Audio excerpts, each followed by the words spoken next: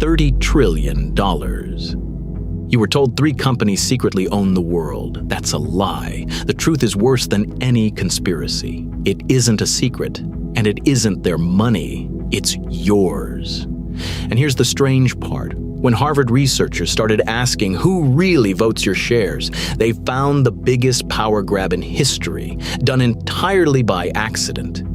3 firms cast the votes on almost every big company in America: Apple, your bank, your airline. And the shares they are voting belong to you. This is not a conspiracy, it is arithmetic. And by the end of this, you will understand the most powerful position in the world economy, the one you accidentally helped build.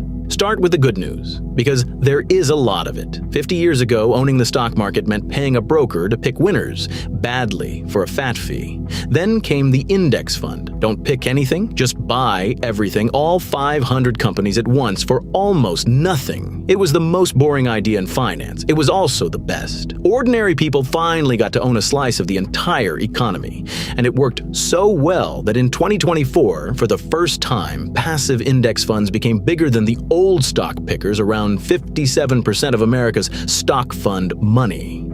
That is a genuine triumph. Hold on to that feeling, because the same mechanism that set you free is the one that concentrated more power than any king ever held.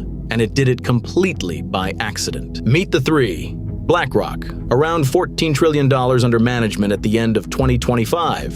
Vanguard, about $11.5 trillion. State Street, roughly $5.5. Add them up, and you get more than $30 trillion, a pile of money about the size of the entire United States economy for a whole year.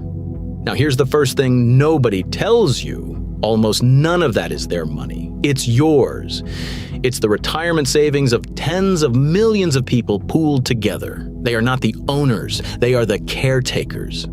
So how does a caretaker end up running the room? Here's the trick, and it's hiding in plain sight. Every share of stock is actually 2 things bolted together. One half is the money. If the company does well, you profit. That half is yours. But the other half is a vote. A share isn't just a piece of a company.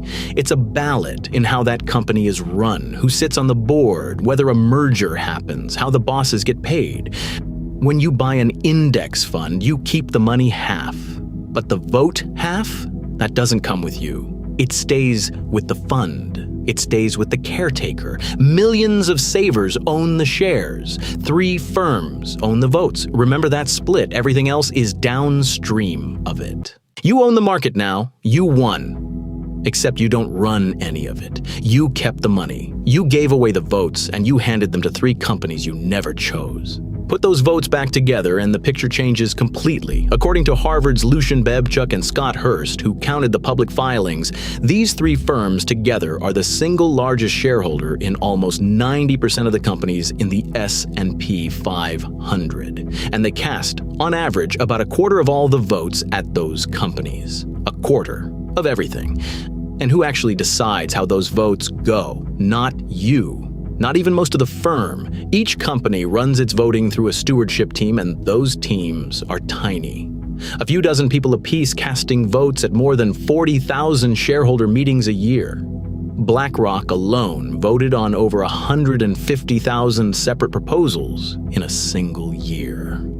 A few dozen people steering the boardrooms of almost every company you can name, with money that isn't theirs. Now, stack a second fact on top. Because they own a piece of almost everything, the same 3 firms end up owning competitors. At the same time, they're among the biggest shareholders of American, Delta, and United, all of them, at once. The same story for the big banks. And this is where it gets genuinely contested, so I'm going to be careful. Some economists, most famously in a 2018 study by Azar Schmaltz and Teku in the Journal of Finance, argue that when one owner holds a company and its rival, competition can quietly soften and prices can drift up. On airline routes, they claimed the effect was real. But, and this matters, other economists ran the same data and found no such effect. The Investment Company Institute calls the whole idea unconvincing. Regulators have studied it and reached no verdict. So I'm not going to tell you it's raising your airfare. Nobody has proven that. What I can tell you is this: the structure that makes economists argue about it is real. It's legal, and it's growing. To be fair, the three know how this looks, and they're trying to hand the votes back. Since 2022, all of them have rolled out programs that let you, the saver, direct your own vote instead of leaving it to headquarters. It's a real fix. There's just one problem. Almost nobody uses it. Vanguard has more than 10 million eligible investors. In 2024, 82,000 of them actually took the wheel. That's less than 1 in 100. So the offer exists, and the power stays exactly where it was. Not because anyone stole it, because we didn't show up to collect it. So here is the real map. On one side, hundreds of millions of ordinary people, you, who own the shares.